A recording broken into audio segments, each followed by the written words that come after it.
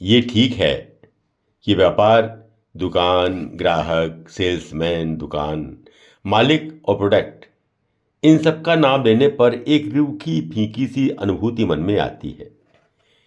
लेकिन व्यापार में भी ऐसे ऐसे अनुभव होते हैं कि उन्हें याद करके आनंद होता है और हंसी भी आती है। हमारे ही एक दूर के रिश्तेदार थे, अखिलेश गुप्ता। वो पेशे से सिविल कोर्ट में वकील थे। उनका घर शायद कहीं कमला नगर में ही है। इत्तेफाक से उनके फ्रिज ने काम करना बंद कर दिया। उन्होंने हमारे पास खबर भेजी।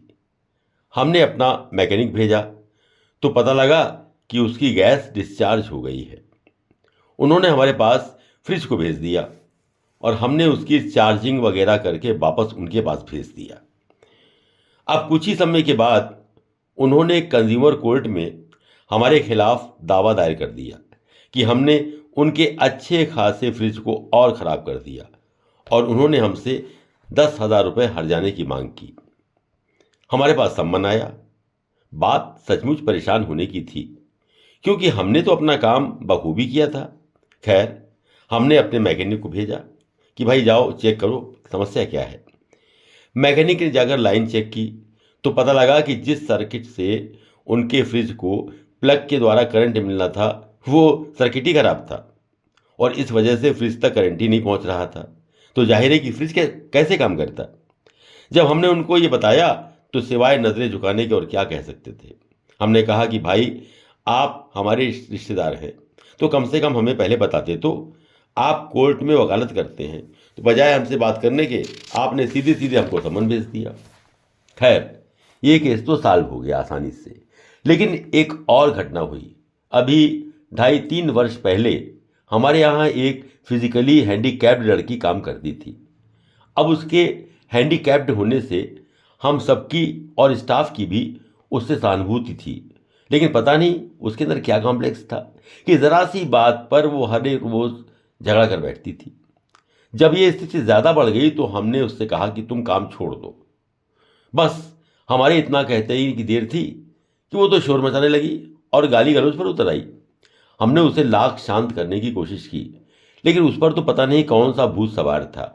उसने बाकायदा थाने में जाकर रिपोर्ट कर दी और जैसा होता है उसने हमारे खिलाफ अभद्र व्यवहार, प्रताड़ना और यौन शोषण तक की शिकायत वहाँ लिखवा दी। अब जाहिर है कि इंक्वायरी तो होनी थी। थाने से हमारे यहाँ इंस्पेक्टर आया और उसने सारी बातें हमसे पूछी। अब क्योंकि इस आरोप में कोई सच्चाई तो थी नहीं तो हमने साफ साफ उनको बता दिया। इस पर वो बोले कि कोई सबूत। एक अच्छी बात यह है कि हमारे हर व्यावसायिक केंद्र पर सीसीटीवी रिकॉर्डिंग सिस्टम मौजूद है जिसमें सारी बातें रिकॉर्ड होती हैं और वो भी अपने आप। हमें मालूम था कि उस दिन की सारी घटना रिकॉर्ड होगी। वो रिकॉर्डिंग हमने थानेदार साहब के सामने पेश कर दी। अब हमारी बेगुनाही का भला इससे बड़ा सबूत और क्या हो सकता था। थानेदार साहब संतुष्ट तो हो गए, जांच पड़ताल कर फाइनल रिपोर्ट लगा दी। लेकिन वो लड़की और लड़की के पिता वो कहाँ मानने वाले थे। उसने महिला आयोग में रिपोर्ट की और कोर्ट में भी हमारे खिलाफ आरोप पत्र दाखिल कर दिया। अब जाहिर है कि कोर्ट से भी इंक्वायरी आई। हमने फिर वही सबूत दिखाए, लेकिन वो मुकदमा खारिज नहीं हुआ और लगभग 2.5 वर्ष चला और तब इसका अंत हुआ। इसी प्रकार एक और बेहद मनोरंजक घटना अलीगढ़ में हुई। हमारे व्यावसायिक संस्थान पर एक सज्जन अविनाश जी आए और पूछने लगे कि भाई आपके यहाँ वो एक सर्विस मैकेनिक था ना, वो दिखाई नहीं दे रहा है। हमने कहा कि वो तो हमारे यहाँ से सर्विस छोड़कर चला गया। तभी हमारे कर्मचारियों ने हमसे इशारा करके बताया कि ये सज्जन कई दिनों से हमारी दुकान के आसपास चक्कर लगा रहे थे। खैर, हमने उनसे पूछा कि बात क्या है तो उन्होंने बताया कि उनका कंप्रेशर जो ख़राब था और उन्होंने हमारे सर्विस मैकेनिक से अलग से बात की तो उसने कहा कि वो 500 रुपये लेगा और उसका और कंप्रेसर बदल देगा, जबकि दुकान पर तो 1200 रुपये लगेंगे। ये उस लालच में आ गए। उसने उनसे 500 रुपये भी एडवांस ले लिए और वादा कर लिया कि मैं आकर के लगा जाऊंगा। जब कई दिन बीत गए और वो नहीं आया तब इनका माथा ठनका और इन्होंने पहले तो हमारी दुकान के चक्कर लगाकर उस मैकेनिक को देखने की कोशिश की और जब वो नहीं दिखाई दिया तब हमसे बात की। हमने कहा अच्छा ये बताइए कि आपने ख़रीदा कब था, अपने कागज़ हमें दिखाइए। जब उन्होंने अपनी रसीद वगैरह दिखाई तो पता लगा कि वो तो गारंटी पीरियड में था, यानी बिना एक भी पैसा खर्च किए उनका काम बन जाना था। अब 500 रुपये भी गए और अपने लालच के कारण उन्हें शर्मिंदगी भी उठानी पड़ी। हमने फिर, क्योंकि गारंटी पीरियड में था, इसलिए कंप्रेसर बदल कर उनको दे दिया और उनको एक सीख मिल गई कि ऐसे डग्गेमारी करने का नुकसान ज़्यादा होता है और फ़ायदा कम होता है। एक और घटना याद आ रही है।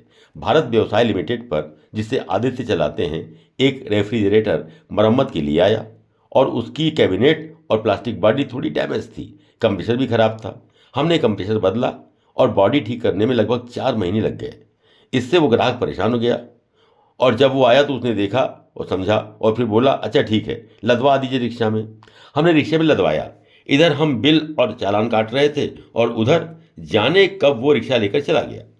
जब हमने उसे टेलीफोन किया कि भाई आप ना तो रसीद ले गए ना पैसे दे गए, तो उसने जवाब दिया, आपने मुझे 4 महीने परेशान किया है, अब मैं आपको 8 महीने परेशान करूंगा।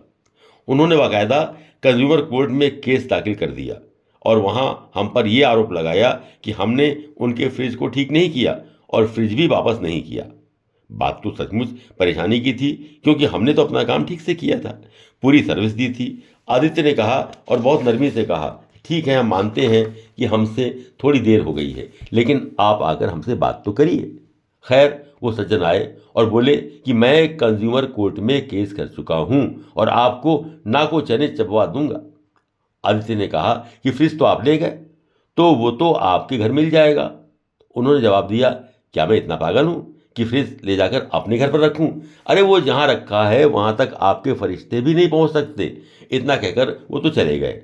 अब उन्हें क्या पता था कि हमारे यहाँ हमारे हर व्यावसायिक केंद्र पर ऑडियो वीडियो रिकॉर्डिंग सिस्टम है, तो उनकी सारी बातें रिकॉर्ड हो गई। अब जब हमने बाद में उन्हें रिकॉर्डिंग सुनाई, तब सिवा दाएं बाएं देखने के और क्या कर सकते थे। नतीजा क्या हुआ? उन्हें केस भी रफा दफा करना पड़ा और शर्मिंदगी भी उठानी पड़ी।